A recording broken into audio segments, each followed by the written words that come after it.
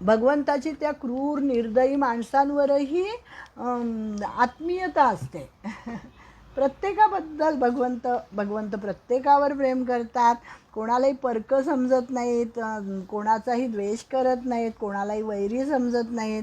म्हणजे ज्याप्रमाणे भक्त त्यांना शरण जातो भगवान, त्याप्रमाणे त्यांना आश्रय देतात. की ज्याची जशी भक्ती तसं त्याला फळ देतात भगवंत. त्याचप्रमाणे जे भगवंताची द्वेष करतात त्यांचा मात्र भगवंत द्वेष करत नाहीत, तर उलट ते त्यांना आसुरी योनीमध्ये का टाकतात, तर याच्यामध्ये पण भगवंताचं हेतू शुद्ध आहे की त्याच्यामध्ये त्यांनी पापाचं फळ भोगावं, शुद्ध व्हावं आणि पुढे जावं असं त्यांना वाटत असतं.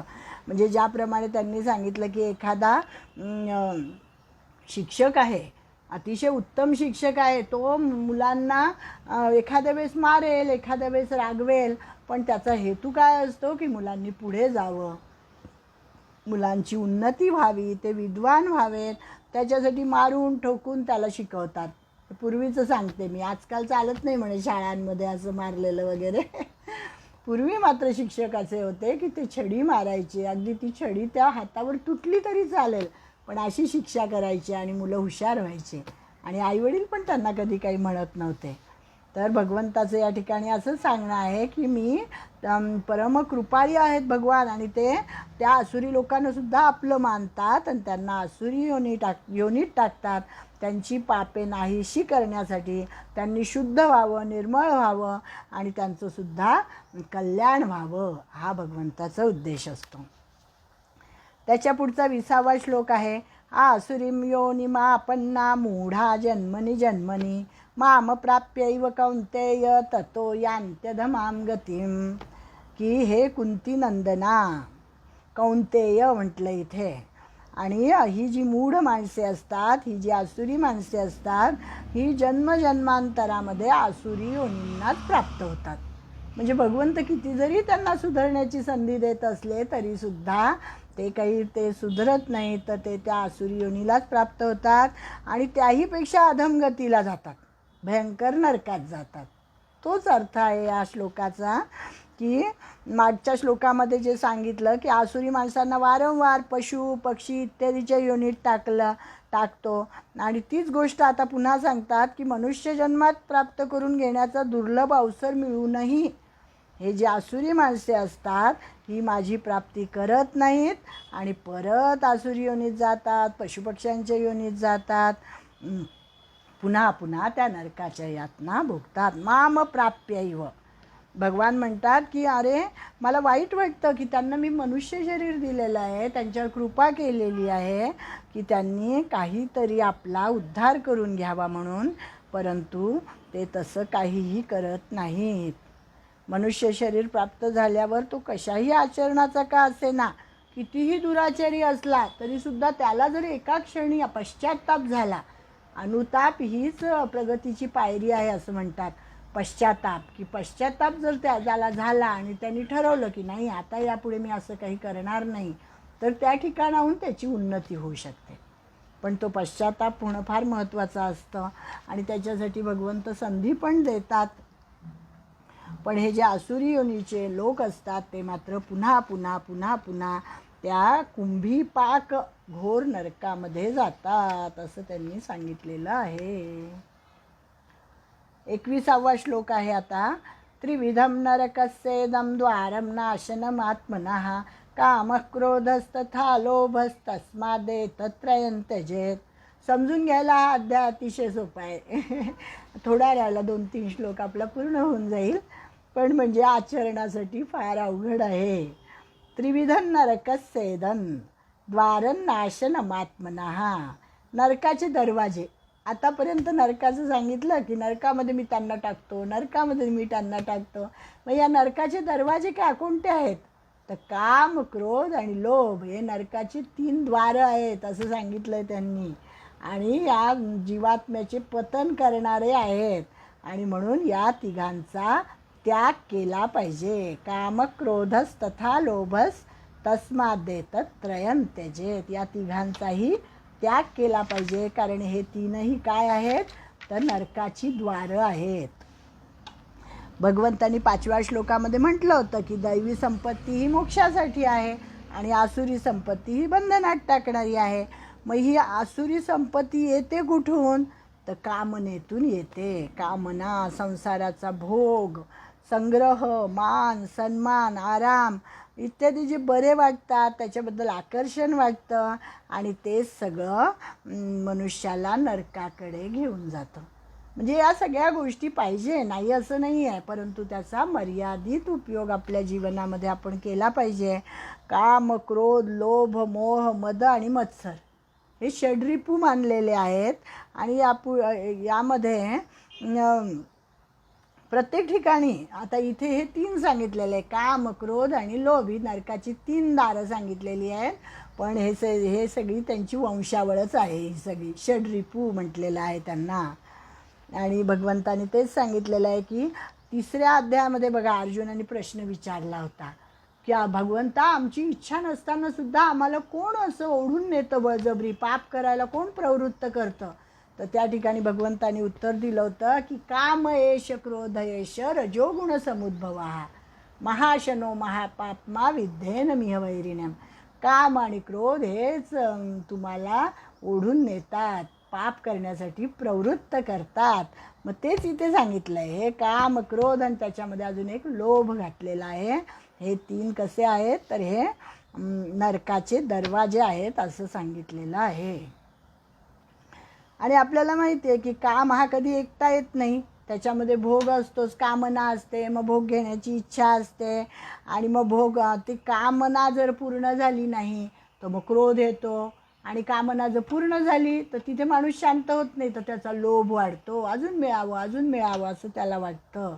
आणि त्यामुळे हे सगळे तिघही कसे आहेत? तर हे नरकाची द्वारं आहेत असं सांगितलेलं आहे. कामापासूनच क्रोध उत्पन्न होतो, क्रोधापासून संमोह होतो आणि जर कामनेमध्ये बाधा पडली नाही तर लोभ उत्पन्न होतो, आत्ता आपण पाहिलं.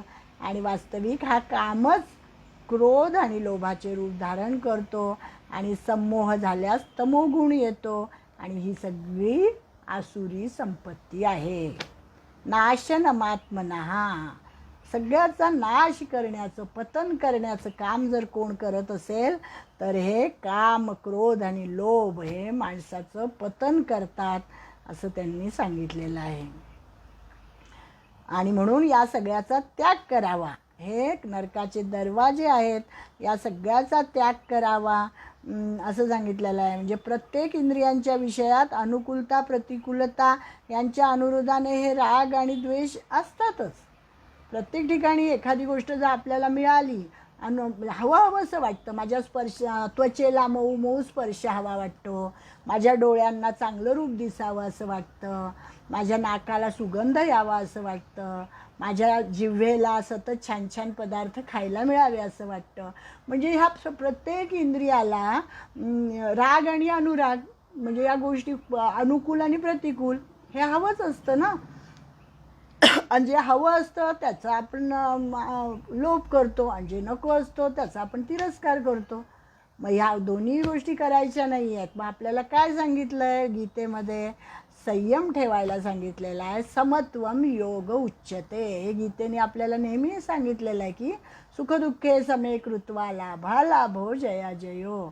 मग या सगळ्याचा उपयोग आपल्या या इंद्रियांच्या बाबतीत पण करायचा. प्रत्येक ठिकाणी काय, मला किती पाहिलं पाहिजे, मला किती ऐकलं पाहिजे, मला किती सुगंध घेतला पाहिजे, या सगळ्यावर संयम ठेवला पाहिजे असं ते आपल्याला सांगतात. आणि ह्या काम, क्रोध आणि लोभाचा त्याग करा असं सांगितलेलं आहे. काम, क्रोध आणि लोभ यांच्या अधीन होऊन कधीही कार्य करू नये, कारण यांच्या अधीन होऊन शास्त्र, धर्म आणि लोकमर्यादेविरुद्ध कार्य करण्याने मनुष्याचे पतन होते. आसुरी संपत्ती अजून वाढत जाते. आता भगवान काम, क्रोध, लोभ रहित होण्याचे महात्म्य सांगत आहे की काम, क्रोध आणि लोभापासून जर एखादा रहित झाला, ते त्यांनी टाकून दिलं तर त्याला काय फायदा होतो, त्याला काय लाभ होतो, ते 22व्या श्लोकात सांगितलं आहे. एतैर्विमुक्तः कौन्तेय तमोद्वारे शिभिर्नरः आचरत्यात्मनः श्रेयस्ततो याति परां गतिम. की हे कुंती नंदना, ह्या तिन्ही नरकाच्या दरवाजापासून रहित झालेला जो मनुष्य असतो आपल्या कल्याणाचे आचरण करतो आणि तो परमगतीला प्राप्त होतो. आसुरी लोक हे नरकाला प्राप्त होतात म्हणून सांगितलं. आणि हे जे दैवी संपत्तीधारक असतात, ज्यांनी काम क्रोध लोभ टाकून दिलेले आहेत, त्यांना परमगती प्राप्त होते, म्हणजे भगवंताची प्राप्ती होते असं सांगितलेलं आहे. तम म्हणजे अंधार. तम म्हणजे काय? तमोद्वारे श्रीभिर्नराः. तम म्हणजे अंधार आहे, तम म्हणजे अज्ञान आहे. आणि या सगळ्या गोष्टी ज्या आहेत यांचा त्याग केला पाहिजे, यांच्याशी प्रत्येक क्षणाला वियोग झाला पाहिजे. आणि बुद्धीमध्ये जो अंधकार पसरलेला आहे त्याच्यापासून मुक्त झालं पाहिजे. आणि साधकाने विशेषत्वाने काम क्रोध लोभ या तिन्हीपासूनही सावध राहिलं पाहिजे. तो खरा साधकच नाही असं त्यांनी सांगितलं आहे, की ज्यांनी काम क्रोध आणि लोभ यांच्या जो अधीन गेलेला आहे त्याला साधक म्हणताच येणार नाही. म्हणजे माणसं साधनेकडे लक्ष देतात, पण हे जे आपले षड्रिपू आहेत यांना कमी करण्याचा प्रयत्न करत नाहीत. ध्यान करतात, प्राणायाम करतात, नामजप करतात, पण परिस्थितीमध्ये काही सुधारणा होत. परिस्थिती याचा अर्थ आपली ही परिस्थिती नाही. परिस्थिती याचा अर्थ त्यांची आत्मिक परिस्थिती, आत्माचं समाधानामध्ये काही वाढ होत नाही. जे आत्मिक समाधान असतं, जे आनंद असतो त्याच्यामध्ये काहीच सुधारणा होत नाही. नामजप करत असतात, देवाची पूजा करत असतात, उपास तापास करत असतात, पण हे सगळं करत असताना त्यांनी सांगितलं आहे की काम क्रोध आणि लोभ याच्याकडे विशेष करून लक्ष दिलं पाहिजे आणि त्यांना टाकून देण्याचा, ते कमी करण्याचा प्रयत्न केला पाहिजे. म्हणजे जागे झाल्यापासून पुन्हा झोप येईपर्यंत, ज्या दिवसापासून कळू लागेल त्या दिवसापासून मरेपर्यंत त्यांनी सांगितलं आहे की आम्ही साधन करू. उलट साधकाने भगवत प्राप्तीचा मुख्य उद्देश ठेवून या काम क्रोधापासून आम्ही कसं सुटू याचा विचार केला पाहिजे. कारण असत्य, बेईमानी, कपट हे जर आपल्याबरोबर राहतील तर त्याच्यामुळे काय होईल? सतत नरकाची प्राप्ती आणि साधनेचा काही परिणाम होणार नाही. साधना केली तरी काहीसुद्धा परिणाम होणार नाही. आणि म्हणून त्यांनी सांगितलं आहे की सतत या गोष्टीचं चिंतन करावं की मी या 3 दोषांपासून कसा मुक्त होईल. म्हणजे याचं तात्पर्य काय की काम क्रोध आणि लोभ याचा अंगीकार करून आचरण करता कामा नये. अर्थात निषिद्ध आचरण होतं, मग ते अशुद्ध आचरण होतं. आणि त्याचं त्यांनी सांगितलेलंच आहे. त्याचं फळ काय मिळतं? तर नरकाची प्राप्ती हे त्याचं फळ मिळतं. म्हणून सतत भगवंताला प्रार्थना करावी, हे नाथ, हे प्राणनाथ, तू मला ह्या सगळ्या गोष्टींपासून माझी मुक्तता कर. असं काय मागायचं त्याला? तर त्याला हे मागायचं की माझे सद्गुण वाढू दे, माझे दुर्गुण जाऊ दे. म्हणून नाही का आपल्याला विवेकानंदांचं मागणं माहिती आहे. विवेकानंद कालीमातेसमोर जातात आणि खरं तर त्यांना नोकरी नसते, त्यांना सगळ्या परिवाराचा भार त्यांच्यावर असतो आणि त्यांना नोकरीची अतिशय गरज असते. पण देवीकडे ते कसं मागायचं? पण रामकृष्ण परमहंस एकदा म्हणतात की जा कालीमातेकडे माग, तुला काय मागायचं आहे ती पूर्ण करेल. आणि हे जातात कालीमातेसमोर आणि तिला काय मागायचं ते त्यांच्या तोंडातून बाहेर येतं की हे माता, मला भक्ती दे, प्रेम दे, ज्ञान दे, वैराग्य दे, असे शब्द त्यांच्या तोंडातून येतात. नोकरी मागायचं ते विसरूनच जातात. आणि मग आल्यानंतर रामकृष्ण परमहंस त्यांना विचारतात की मागितलं का तू मातेला? तर ते म्हणतात नाही, मी तर हे मागितलं. दुसऱ्यांदा पाठवतात, तिसऱ्यांदा पाठवतात, 3ही वेळाही असंच घडतं. म्हणजे त्यांना जे कल्याणाचं असतं तेच त्यांच्या मुखातून बाहेर पडतं. म्हणजे असे हे दैवी संपत्तीधारक होते विवेकानंद. आणि त्यामुळे त्यांनी मागणंसुद्धा असंच मागितलं. तसंच आपण मागावं असं त्यांनी आपल्याला इथे सांगितलेलं आहे. आपल्या कल्याणासाठी शास्त्रविधीनुसार जे चालतात ते परमात्म्याची प्राप्ती करून घेतात. परंतु जे असे न करता मनास वाटेल तसे आचरण करतात, फक्त काम क्रोध परायणा जे असतात, मग त्यांची गती कशी होते? परत 23व्या श्लोकात तेच सांगितलेलं आहे की जो मनुष्य शास्त्रविधीला सोडून वागतो, या शास्त्रविधीमुत्सृज्य वर्तते कामकारतः न स सिद्धिमवाप्नोति न सुखं न परां गतिम्.